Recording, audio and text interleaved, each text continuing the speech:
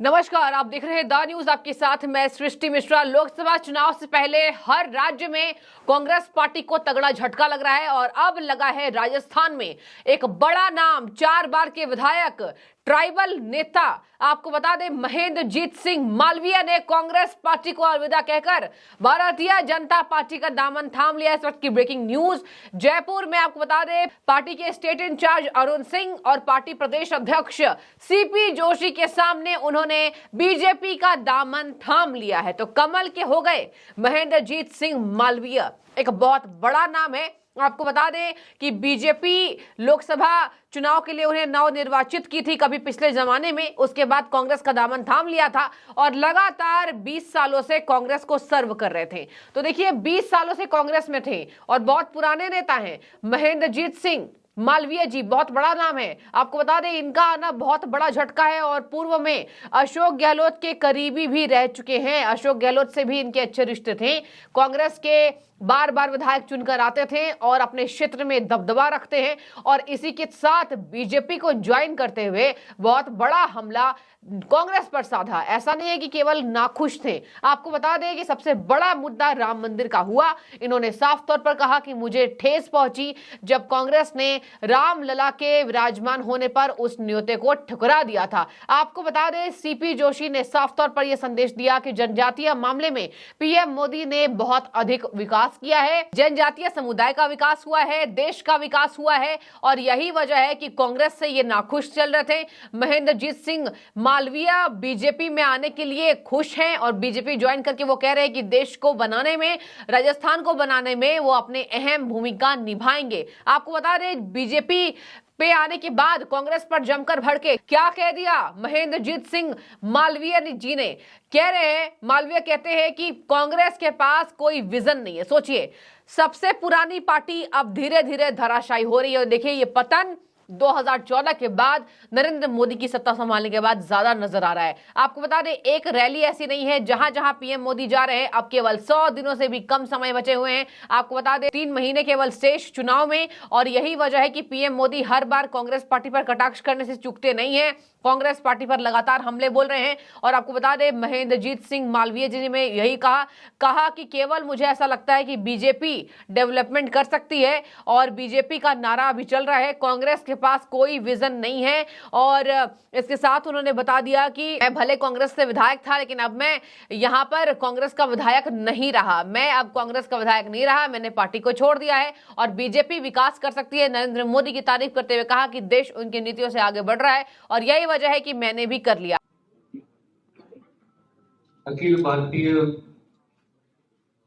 जनता party के प्रभारी जी अरुण सिंह जी, आपको मैं प्रणाम करता हूं, नमन करता हूं। हमारे प्रदेश के ऊर्जावान और नौजवान प्रदेश अध्यक्ष और सांसद मेरे भाई सीपी जोशी जी, सह प्रभारी जी जिया जी, पूर्व प्रदेश अध्यक्ष अरुण चतुर्वेदी जी, मेरे बड़े भाई जो लंबे समय से हम साथ में रहकर काम कर रहे हैं, से राजेंद्र राठौड़ साहब, नारायण जी, हमारे वागड़ के नेता और पूर्व मंत्री सुशील जी, मोतीलाल जी, महामंत्री जी, यहाँ पर उपस्थित भारतीय जनता पार्टी परिवार के तमाम साथियों, मित्रों, तमाम संगठनों के पदाधिकारी, मीडिया के साथियों, सभी दोस्तों और मित्रों, कल शाम को दिल्ली में अमित शाह साहब और हमारे राष्ट्रीय अध्यक्ष जी नड्डा साहब से मुलाकात हुई और माननीय हमारे राजस्थान के युवा मुख्यमंत्री जी मुझे साथ लेके गए और मुझे भारतीय जनता पार्टी में आने का अवसर मिला। मैं इस अवसर के ऊपर आदरणीय सीपी साहब का, आदरणीय राठौड़ साहब का भी धन्यवाद करता हूं कि मेरी इस प्रवेश को लेकर आप दोनों भाइयों का भी मुझे बहुत सहयोग रहा है। मैं आपका जीवन भर आभारी रहूंगा। जहां तक भारतीय जनता पार्टी का सवाल है, 1977 में मैं गांव से पैदल चल के आया। ये इतिहास की एक घटना है और एक दिन में 50 किलोमीटर पैदल चला और विश्व हिंदू परिषद में मैंने विद्यार्थी परिषद के रूप में एडमिशन लिया और 9, 10, 11 के अंदर सिटी हासन इंडियन पढ़ रहा था, स्कूल का प्रेसिडेंट बना एबीवीपी के बैनर के नीचे। फर्स्ट ईयर में गया कॉलेज में, सेकेंड ईयर में गया कॉलेज का वाइस प्रेसिडेंट बना, अखिल भारतीय विद्यार्थी परिषद के बैनर पर। और थर्ड ईयर में जब गया, जब कॉलेज का वाइस प्रेसिडेंट बना, पूरा बांसवाड़ा जिला का ग्रामीण अंचल का विद्यार्थी मेरे साथ था। तब भी मैं विद्यार्थी परिषद के बैनर के जरिए कॉलेज का प्रेसिडेंट बना और इसके बाद उस समय तक भारतीय मजदूर संघ के साथ रहा। कुछ समय के बाद में मैं गांव का सरपंच बना और सरपंच एक दिन नहीं रहा और प्रधान बन गया और ये प्रधान मुझे निर्दल के रूप में बनना पड़ा। कांग्रेस पार्टी ने मुझे टिकट नहीं दिया। फिर सेकेंड बार मौका मिला, फिर भारतीय जनता पार्टी का सहयोग मुझे मिला, लेकिन कांग्रेस पार्टी ने मुझे टिकट नहीं दिया और प्रधान रहते हुए मेंबर ऑफ पार्लियामेंट बना 98 में और 1,14,570 वोट से मैं जीता और अटल बिहारी वाजपेयी जी की सरकार के अंदर में सम्मिलित हुआ। इसके बाद वापस आया, मैं 2 बार लगातार जिला प्रमुख बना और जिला प्रमुख के बाद में मैं 4 बार का विधायक रहा और वर्तमान में भी विधायक हूँ। कुछ समय के बाद में शायद मैं नहीं रहूँ। जहाँ तक भारतीय जनता पार्टी और मोदी साहब का सवाल है, अमित शाह साहब का सवाल है, डबल इंजन की सरकार, देखते ही देखते देश और दुनिया में हिंदुस्तान की जो ताकत बढ़ी है, हिंदुस्तान को लोग जिस नजरिए से देखने लगे हैं कि क्या हिंदुस्तान था और क्या हिंदुस्तान आज बन गया, ये कोई काम कर सकता है तो भारतीय जनता पार्टी की नीतियां और आदरणीय मोदी जी। मैंने भी देखा कि अगर मुझे अपने क्षेत्र का विकास करना है और हमसे लगे हुए गुजरात और मध्य प्रदेश के अंदर भी ट्राइबल रहता है, वहां का भी अगर मुझे मदद करनी है तो मैंने देख लिया कि भारतीय जनता पार्टी के अलावा कोई इस ग्रामीण अंचल के अंदर, आदिवासी अंचल में कोई काम करने वाला नहीं है। जैसे आदरणीय सीपी साहब ने भी सरकार की योजनाओं के बारे में एक लंबी चौड़ी बात यहाँ पर रखी है। ये तब सुन के स्तब्ध रह जाते हैं कि देश जिस प्रगति के साथ में आगे बढ़ रहा है।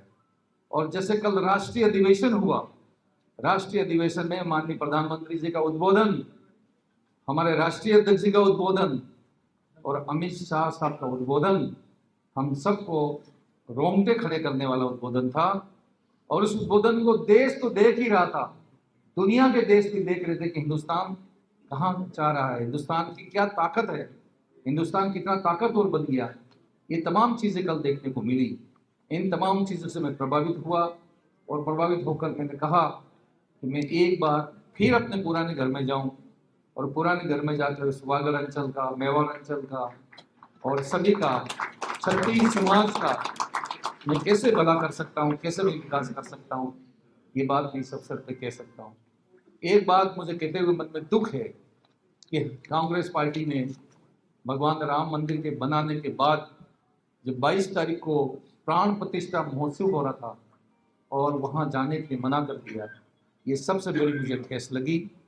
और मैं सनातन धर्म को मानने वाला हूँ, मंदिर को मानने वाला आदमी हूँ, देवी देवताओं को पूजा करने वाला आदमी हूँ।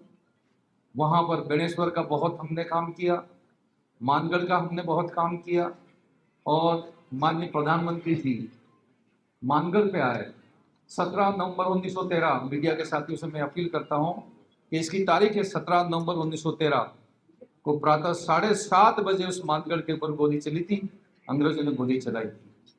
प्रथम प्रधानमंत्री नरेंद्र भाई मोदी थे, वो उन 1,500 शहीद हो गए थे, उनको नमन करने के लिए मानगढ़ आए और मानगढ़ पधारने से वहां का साधु संत, गोविंद गुरु के अनुयायी और आदिवासी समाज बहुत गदगद हो गया कि हमारे पूर्वजों ने इस देश की आजादी के लिए अपने प्राणों को निछावर किया। आज तक इतना बड़ा व्यक्ति वहां पे कोई नहीं आया। प्रथम बार प्रथम प्रधानमंत्री उस मानगढ़ की धरती पे आकर हमारा सबका और इस देश का गौरव बढ़ा दिया। ये हमारे लिए बहुत खुशी है, बहुत प्रसन्नता है। मैं इस अवसर के ऊपर हमारे प्रभारी जी बैठे, उनसे मेरा निवेदन है, प्रदेश अध्यक्ष जी से मेरा निवेदन है, चतुर्वेदी से मेरा निवेदन है, साहब से और राठौर साहब से, सबसे मेरा अपील है और मीडिया से भी मेरी अपील है कि आज नहीं तो कल ये मानगढ़ राष्ट्रीय स्मारक घोषित होना चाहिए। ये हमारी सबकी मांग है।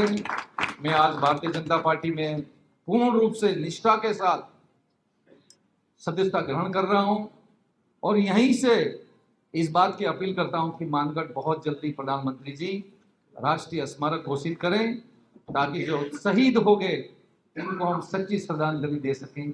ये बात मैं इस अवसर के ऊपर कह सकता हूं।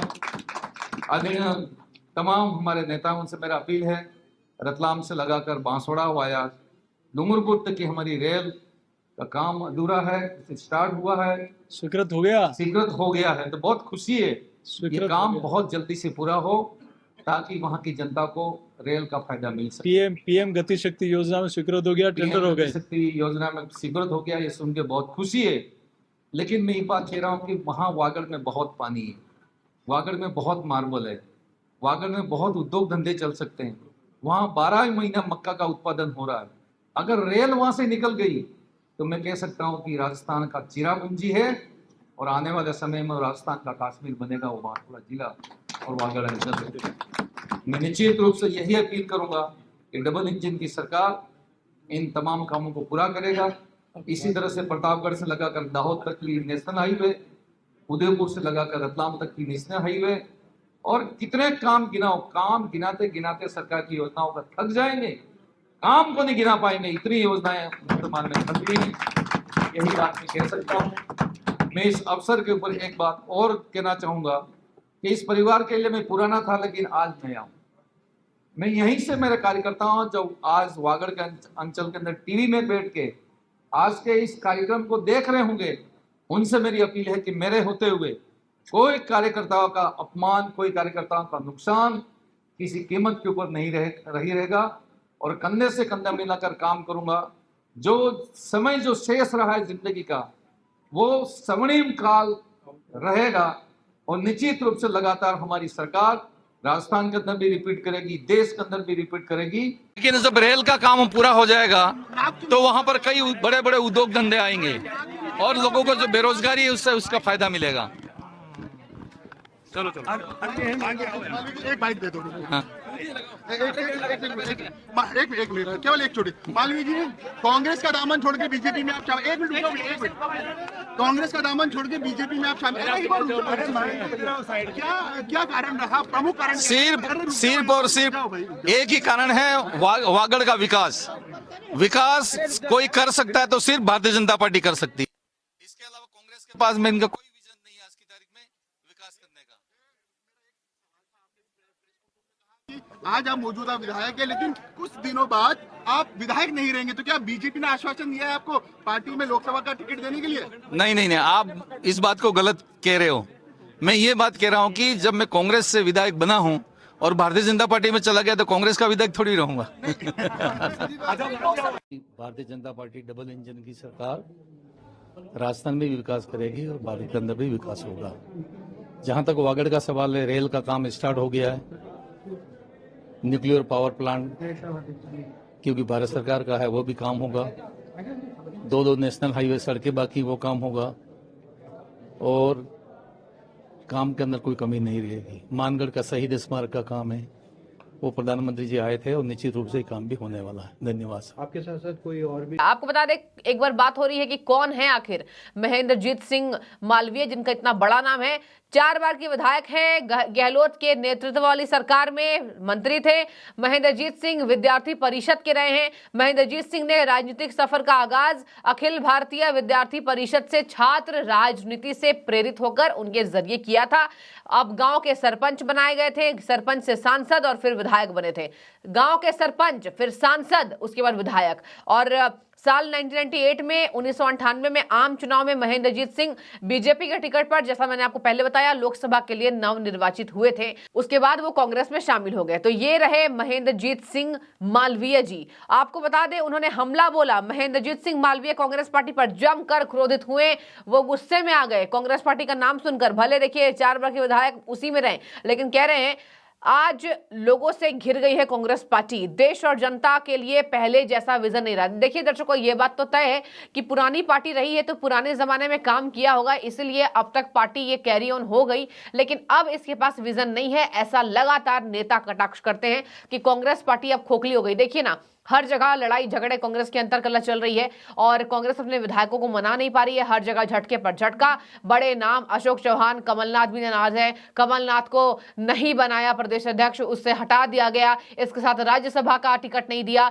तो देखिए, कांग्रेस पार्टी अपने विधायकों को मना नहीं पा रही है। आप आ जाइए, आचार्य प्रमोद कृष्णम इतने वरिष्ठ नेता को निकाल दिया, अशोक चौहान वरिष्ठ, आचार्य प्रमोद कृष्णम वरिष्ठ, कमलनाथ तो खैर क्या ही कहना, राहुल गांधी से बड़ा कद है उनका, नो डाउट, और बहुत बड़े नेता है कमलनाथ, अरबों संपत्ति के मालिक हैं। कमलनाथ के नए पार्टी बनाने से या कांग्रेस का टेक ओवर करने से बहुत बड़ा झटका माना जाएगा। अब इधर आ जाइए, महाराष्ट्र के पूर्व सीएम अशोक चौहान और अब महेंद्रजीत सिंह मालवीय, ये चारों पांचों कोई छोटा नाम नहीं है, सबसे बड़े बड़े नेता या कांग्रेस पार्टी के हैं। और यह दिखा रहा है कि पहले कांग्रेस के पास विजन था। जब राजीव गांधी का टेन्योर होगा, जब इंदिरा गांधी का टेन्योर था, तो देखिए कांग्रेस के पास विजन होगा। लेकिन उसके बाद से राहुल गांधी, सोनिया गांधी ने उतनी अच्छी कैरी ऑन कांग्रेस पार्टी को नहीं किया। आप देखिए ना दर्शकों, बहुत बड़े बड़े नेता केवल इस्तीफा दे रहे हैं, नए नए नेता इस्तीफा नहीं दे रहे, इनको उम्मीद है अभी।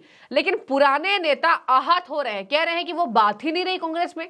कांग्रेस में पहले कभी बात होगी, मजाक से तो पार्टी नहीं चलती है। देखिए अब तक का राजनीतिक सफर इनका, कांग्रेस पार्टी बनी तो रही, लेकिन कुछ तो रीजन है कि अब बिल्कुल राजनीतिक पतन हो रहा है और हर जगह बड़े बड़े एमएलए विधायक टूट रहे हैं, सांसद टूट रहे हैं। आपको बता दें कि इन्होंने कहा कि आज देखते हैं, आपको बता दें बीते दिन यानी कल ये मिलने गए थे दिल्ली में। इन्होंने जेपी नड्डा, अमित शाह से मुलाकात की थी और उसके बाद आज जयपुर आए वापस से, और जयपुर में इन्होंने बीजेपी के मुख्यालय में बीजेपी का दामन थाम लिया और बीजेपी का पट्टा पहनाकर इनका स्वागत महेंद्रजीत सिंह मालवीय का बीजेपी में किया गया। कांग्रेस के दिग्गज नेता क्या कह रहे हैं? पीसीसी चीफ गोविंद सिंह डोटासरा कह रहे हैं भाजपा एजेंसियों के द्वारा दबाव बना रही है। देखिए, ये कह रहे हैं कि भाजपा जो है एजेंसी के द्वारा दबाव बना रही है और इसी के मद्देनजर अब ऐसा लग रहा है कि कांग्रेस पार्टी से लगातार ऐसे इस्तीफे हो रहे हैं। आपको बता दें, उन्होंने कहा पारदर्शिता के साथ काम किया गया है, किसी ने कोई गड़बड़ी नहीं की और यही वजह है कि अब कांग्रेस पार्टी से बड़े बड़े नेता जा रही है। कह रहे हैं गोविंद सिंह डोटासरा जी, जो अभी लगातार आहत हो रहे हैं, कह रहे हैं एकदम ईमानदार हो जाते हैं, बीजेपी में जाते तो मशीन से धुल जाते हैं, एकदम ईमानदार हो जाते हैं। तो देखते हैं, मुख्यमंत्री और बीजेपी नेताओं ने कहा कि पिछले 5 साल में जितने भी काम हुए उनकी जांच कराएंगे। अगर वो जांच कराएंगे, इसमें क्या पाया जाएगा ये आने वाला समय बताएगा। डोटासरा ने कहा कि मालवीय को यहां शामिल क्यों कराया गया है, दिल्ली में शामिल क्यों नहीं कराया गया। ये कह रहे हैं गोविंद सिंह डोटासरा, पीसीसी अध्यक्ष हैं, कह रहे हैं मालवीय को दिल्ली में ज्वाइन क्यों नहीं कराया गया और यहां क्यों कराया गया, मतलब राजस्थान में। महेंद्रजीत मालवीय जी ने आज भारतीय जनता पार्टी ज्वाइन की। उनके बारे में मैं कहना चाहता हूं सबसे पहले तो कि ऐसे लोगों के जाने से पार्टी के ऊपर कोई प्रभाव नहीं पड़ेगा, पार्टी और ज़्यादा मजबूत होगी। और पार्टी मजबूत होने की वजह यह है कि पिछली दफ़ा जब विधानसभा के चुनाव थे तो महेंद्रजीत मालवीय जी जीते थे, बाकी के सारे लोग वहाँ से उस ज़िले में हारे थे। जब हम लोग 21 आए थे तब भी इनकी शिकायतें हुई थी कि इन्होंने दूसरे लोगों को हराया। फिर इन्होंने स्पष्टीकरण देकर के आश्वस्त किया था कि मैं भविष्य में इस तरह की बात नहीं करूंगा। अब की बार भी इन्होंने स्वयं के अलावा सबको हराने के लिए काम किया, वहां अपने जिले में और अपने संसदीय क्षेत्र में। लेकिन निनामा जी, रमीला खड़िया जी, हमारे घोगरा जी और अर्जुन बामनिया जी वो चुनाव जीत करके आ गए और चुनाव जीतने के बाद में इनका धरातल बिल्कुल खिसक गया, इनका जनाधार खिसक गया। और पिछली दफा भी इनको 2.5 साल तक पार्टी ने इसलिए नहीं बनाया था कि पिछली दफा भी ये शिकायत थी कि इन्होंने बाकी के साथियों को हराने के लिए काम किया है।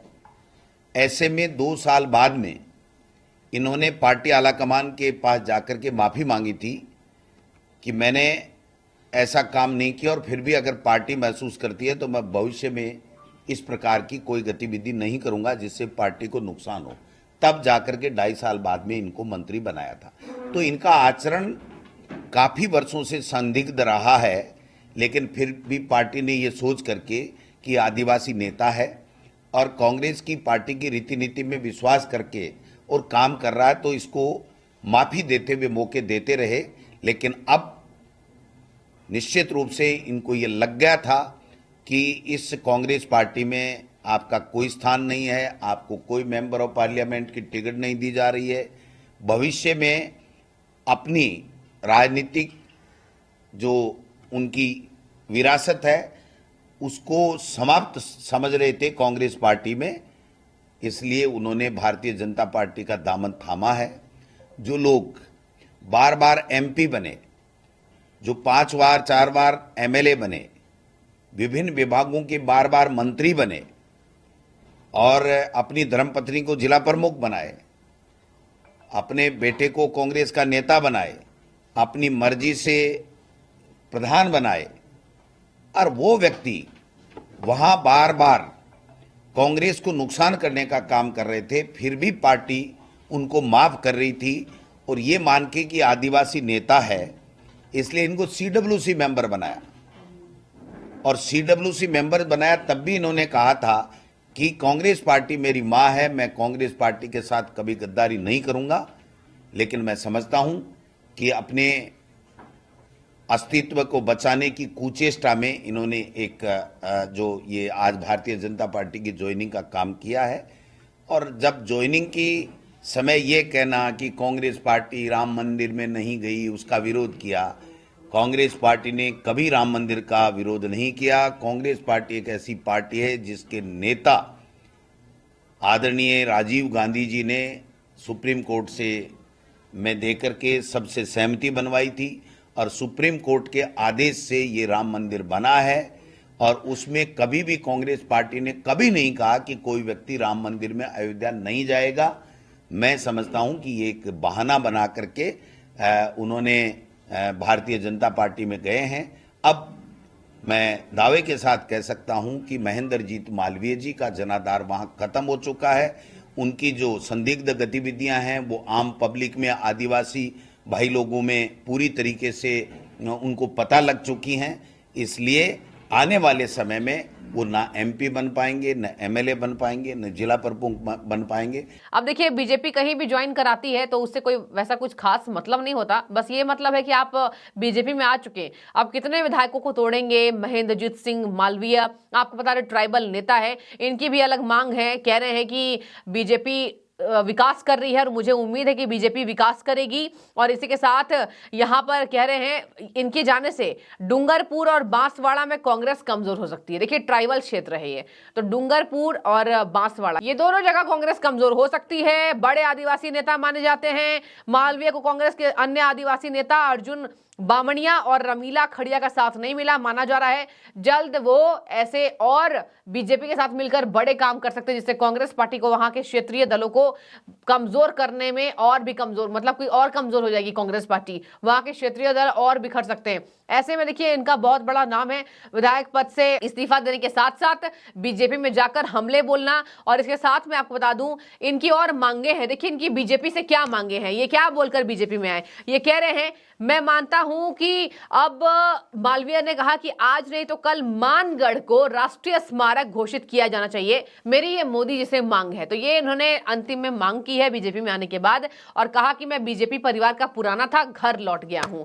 केंद्र सरकार फिर से बनेगी, यानी कि मोदी सरकार। तो देखिए, कांग्रेस के दिग्गज नेता और आके कह रहे हैं मोदी सरकार बनेगी, तो समझ जाइए कि पलड़ा भारी अभी मोदी सरकार का है। कांग्रेस को काट ढूंढने में अभी और वक्त लग सकता है, केवल 100 दिन शेष है। ऐसे में आप कमेंट कीजिए कौन सा पलड़ा भारी होता आपको दिखाई दे रहा है। राजनीति का सफर चल पड़ा, अब सफर रुकेगा जब लोकसभा चुनाव होंगे। आप अपनी राय रखिए। बहुत शुक्रिया।